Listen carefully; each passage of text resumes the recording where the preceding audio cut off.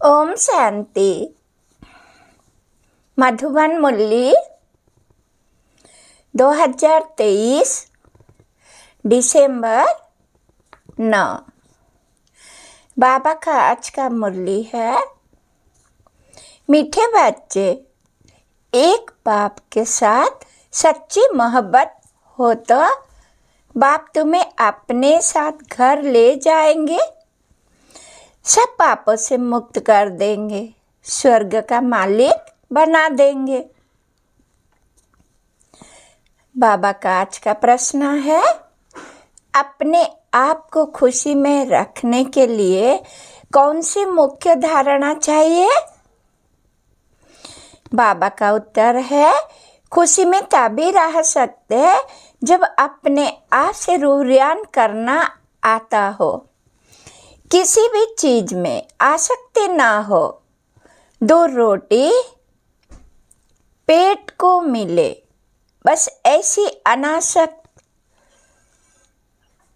वृत्ति की धारणा हो, तब हर्षित रहेंगे। ज्ञान का मनन कर स्वयं का हर्षित रखो। तुम कर्म योगी हो, कर्म करते, घर का काम करते, खाना आदि खाते भी बाप को याद करो। सुदर्शन चक्र बुद्धि में घूमता रहे तो बहुत खुशी रहेगी। ओम शांति। न वो हमसे जुदा होंगे।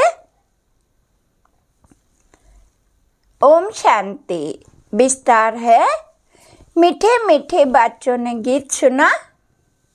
ये है बच्चों की व आत्माओं की अपने परमपिता परमात्मा के साथ रूहानी मोहब्बत।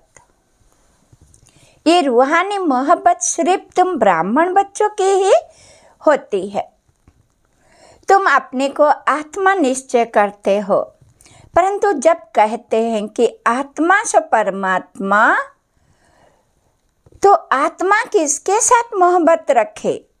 मोहब्बत होती है बच्चों की बाप के साथ। बाप की मोहब्बत नहीं होती है। अभी तुम समझते हो, हम आत्माएं अपनी परमपिता परमात्मा के साथ मोहब्बत जोड़ रही है। ये मोहब्बत ही तुमको साथ ले जाती है। तुम रूहानी मोहब्बत बाप के साथ रखते हो तो तकलीफ भी सहन करनी पड़ती है। सारी दुनिया, घर के भांति आदि सब दुश्मन बन जाते हैं।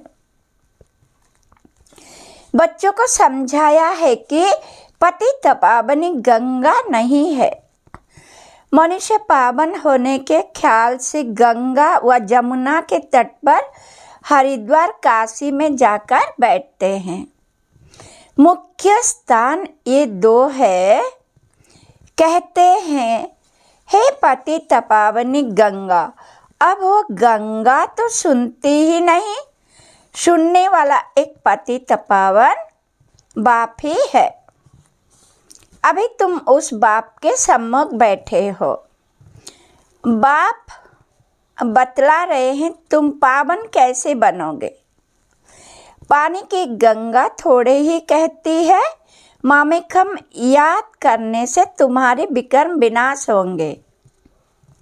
बाप कहते हैं, मैं प्रतिज्ञा करता हूँ, अगर तुम मुझ बाप को याद करेंगे तो तुम्हारे विकर्म विनाश होंगे।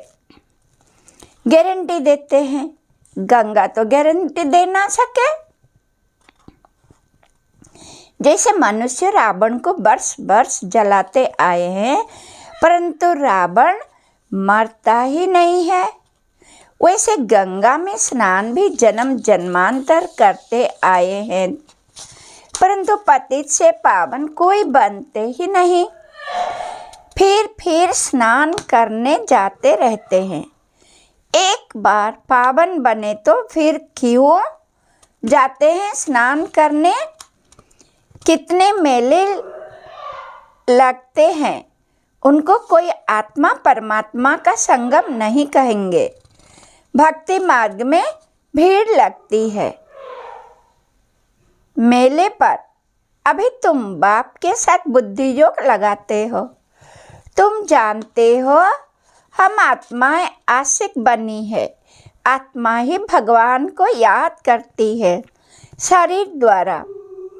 बाप कहते हैं मैं भी इस शरीर द्वारा तुमको पढ़ा रहा हूँ, इसीलिए हमेशा बाबा को याद करते रहो। बाबा कहने से स्वर्ग जरूर याद आएगा और अपना मुक्तिधाम घर भी याद आएगा। मुक्ति को निर्वाण धाम भी कहते हैं। ये है साकारी दुनिया। जब तक आत्माएं यहाँ न आए तो साकारी दुनिया कैसे बढ़े? आत्माएं निराकारी दुनिया से आती है। मनुष्य सृष्टि बढ़ती जाती है। कोई समझते हैं नेचुरल बढ़ती रहती है। तुम जानते हो आत्माएं यहाँ आती है, वृद्धि को पाती रहती है। बच्चों को मालूम हुआ है कि स्वीट होम शांति धाम है। शांति को बहुत लोग पसंद करते हैं। तुम जानते हो शांति धाम तो हमारा स्वीट गॉड फादरली होम है। भारतवासी विलायत से लौटते हैं तो कहते हैं हम अपने स्वीट होम भारत में जाते हैं, जहाँ जन्म लेते हैं। वो देश प्यारा लगता है। कहते हैं हमको स्वीट होम भारत में ले चलो। अच्छा समझो मर जाते हैं। आत्मा तो चली गई, फिर शरीर को यहाँ ले आकर ख़त्म करते हैं। समझते हैं भारत की मिट्टी भारत में ही आए। नेहरू ने शरीर छोड़ा तो उनकी राख देखो कहाँ कहाँ ले गए, खेतों में गिराई। समझते हैं खेती अच्छी होगी, परंतु हर चीज़ को वो कितना भी मान दे पुरानी तो ज़रूर होनी है। कितनी तकलीफ सहन कर रहे हैं, बाप का पता नहीं है। तुम बाप को जानकर बाप से वर्षा ले रहे हो तो दिल होती है मित्र संबंधिया आदि को भी स्वर्गवासी बनाए। किसको तुम कहो स्वर्गवासी बनो तो कहेंगे तुम मारने चाहते हो क्या? तुम बच्चे जानते हो श्रीमत पर हम श्रेष्ठ स्वर्गवासी बन रहे हैं। देही अभिमानी बनने में बड़ी मेहनत लगती है। घड़ी घड़ी देह अभिमान में आकर बाप को भूल जाते हो। अभी तुम सम्मुख बैठे हो, जानते हो हम अपने परमपिता परमात्मा पास आए हैं। बाबा कहते हैं आगे कभी मिले थे तो झट कहते हैं हाँ बाबा 5000 वर्ष पहले। ये तुम्हारा गुप्त अक्षर है और कोई कॉपी कर ना सके। बाल श्री कृष्ण का वेश धारण कर लेते हैं, कहते हैं हम आए हैं स्वर्ग की स्थापन करने, परंतु ये बात कि 5000 वर्ष पहले भी स्वर्ग स्थापन किया था ये कह न सके।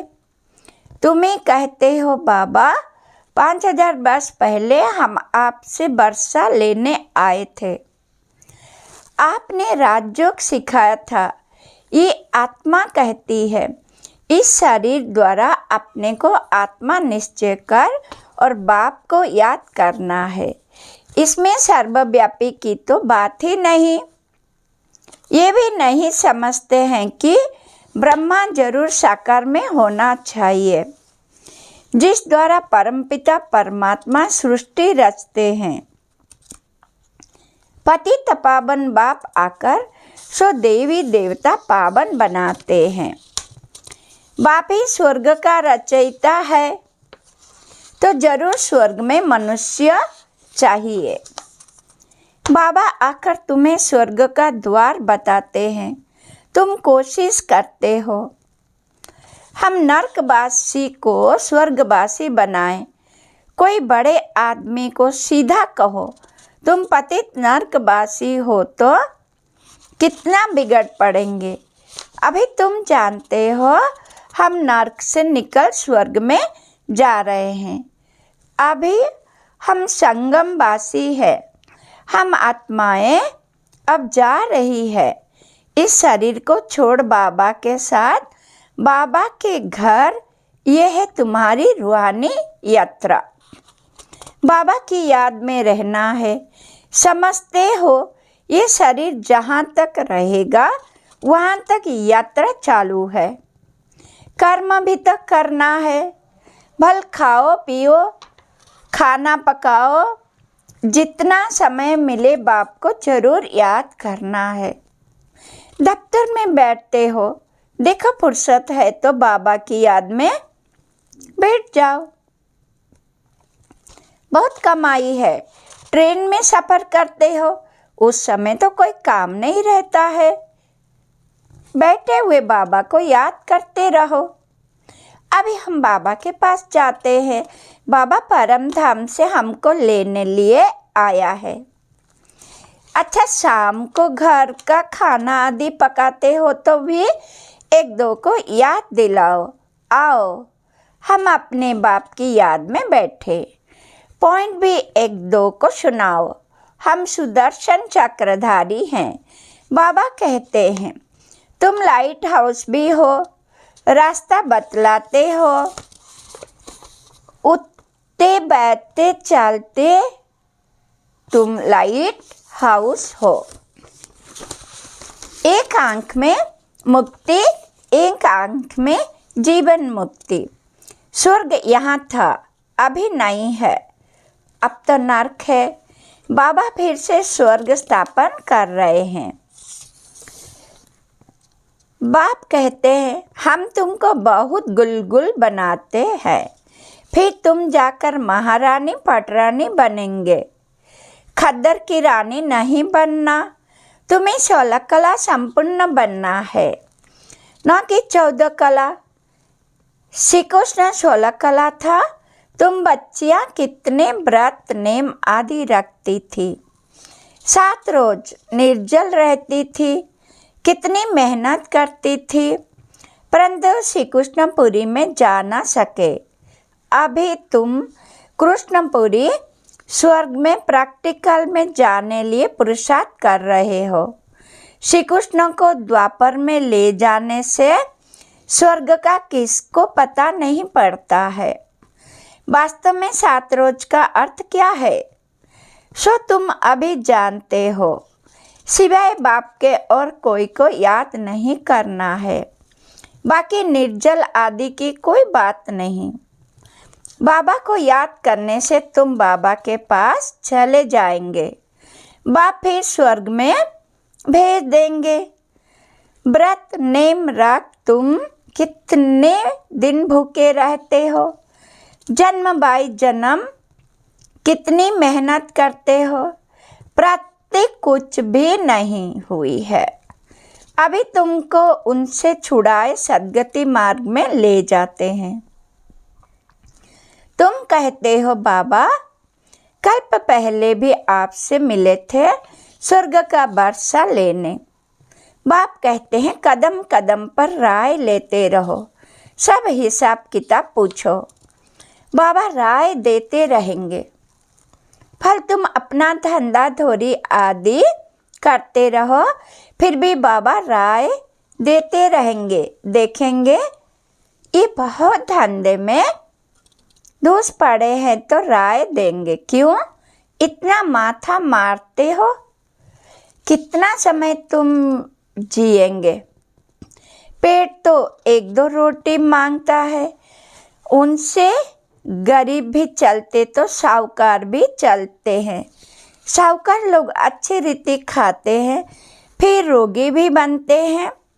भील लोग देखो कितने मजबूत रहते हैं और खाते क्या है, कितना काम करते हैं। अपनी कुटिया में वो खुश रहते हैं। तो इस समय तुम्हें और सब आशाएं छोड़ देनी चाहिए। 2 रोटी मिली, पेट भरा, बस बाप को याद करना है। तुम और रूहानी बच्चे परम पिता परमात्मा मासूक के आशिक बने हो। जितना बाबा को याद करेंगे उतना विकर्म विनाश होंगे, और जिसको याद करते हो उनसे जाए मिलेंगे। कोई चाहते हैं साक्षात्कार हो, ये हो। बाबा कहते हैं घर बैठे भी तुमको हो सकता है। सिर्फ बाबा को याद करने से तुमको वैकुंठ का साक्षात्कार होगा। श्री कृष्णपुरी देखेंगे, यहाँ तो बाबा तुमको वैकुंठ का मालिक बना देते हैं। सिर्फ साक्षात्कार की बात नहीं, मेरे को याद करो क्योंकि मैं आया हूँ तुमको ले जाने। सिर्फ बाबा को याद करना है, वही श्री कृष्णपुरी का मालिक बनाने वाला है। श्री कृष्ण तो नहीं बनाएंगे। शिव बाबा को याद करने से तुमको वैकुंठ की बादशाही मिलती है। अब वो परम धाम से आया हुआ है, जरूर आए हैं तब तो मंदिर यादगार बना है ना। शिव का मंदिर है, शिव जयंती भी मनाते हैं ना, परंतु वो भारत में कैसे आते हैं ये किसको पता नहीं है। श्री कृष्ण के तन में तो नहीं आते। श्री कृष्ण होता ही है सतयुग में। शिव का बड़ा भारी मंदिर है, श्री कृष्ण का इतना बड़ा नहीं है। सोमनाथ का मंदिर कितना बड़ा है। श्री कृष्ण के मंदिर में राधे कृष्ण को बहुत गहने दिखाते हैं। शिव के मंदिर में कभी गहने नहीं दिखेंगे। अब वो शिव बाबा तो बड़े महलों में रहता नहीं, रहता है श्री कृष्ण। बाबा कहते हैं मैं महलों में रहता ही नहीं हूँ, परंतु भक्ति मार्ग में कितना बड़ा आलीशान हीरे जवाहरों का मंदिर बनाया है, जिनको शिव बाबा द्वारा स्वर्ग का वर्षा मिला है। उन्होंने उनका मंदिर इतना ऊंच बनाया है, यादगार के लिए कितना बड़ा मंदिर बनाया है। तो वो खुद कितने न साहूकार होंगे। मंदिर बहुत अच्छा बनाते हैं। बॉम्बे में बाबूरी नाथ में शिव का मंदिर है। लक्ष्मी नारायण का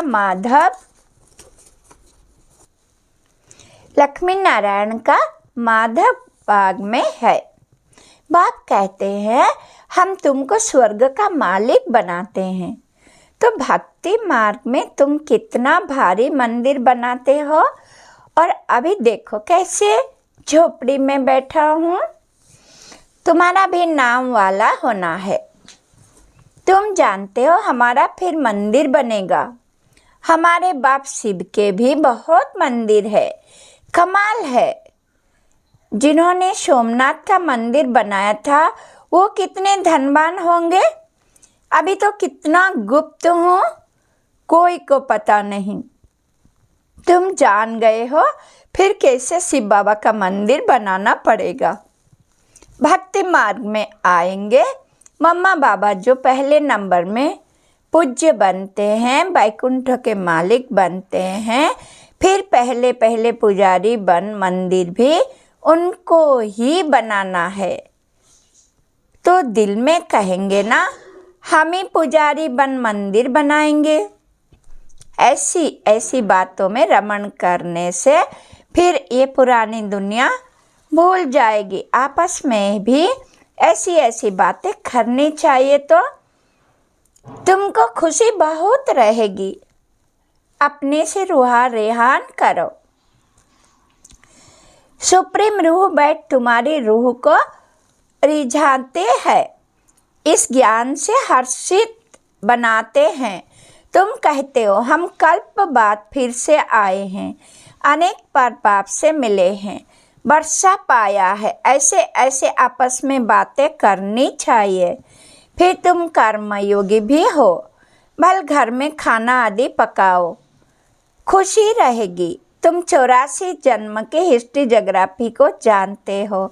हम अभी ब्राह्मण बने हैं, फिर देवता बन राज्य करेंगे, पुजारी से पूज्य बनेंगे, फिर महल आदि बनाएंगे। अपनी ही हिस्ट्री ज्योग्राफी सुनाते रहो। हमारी हिस्ट्री ज्योग्राफी चक्र कैसे लगाती है? इसको ही स्वदर्शन चक्रधारी कहा जाता है। तुम तीनों लोगों को जानने वाले हो। ज्ञान का नेत्र तुम्हारा खुला है। ये चक्र याद करने से तुमको बड़ी खुशी रहनी चाहिए। बाप को भी खुशी रहती है। अभी तुम सेवा में उपस्थित हो। तुम सेवाधारियों के मंदिर फिर बाद में भक्ति मार्ग में बनेंगे। अभी मैं तुम बच्चों की सर्विस में आया हूँ। तुमको स्वर्ग का पूरा वर्षा देने आया हूँ। जितना जो पुरुषार्थ करेंगे उस अनुसार स्वर्ग के मालिक बनेंगे। अच्छा, मीठे मीठे सिखिला दे बच्चों प्रति माता पिता बाप दादा का याद प्यार और गुड मॉर्निंग। रूहानी बाप की रूहानी बच्चों को नमस्ते। हम बच्चों का भी बाप दादा को याद प्यार गुड मॉर्निंग नमस्ते। धारणा के लिए मुख्य सार। चलते फिरते लाइट हाउस बन सभी को रास्ता बताना है। सब आशाएं छोड़ एक बाप की याद में रहना है।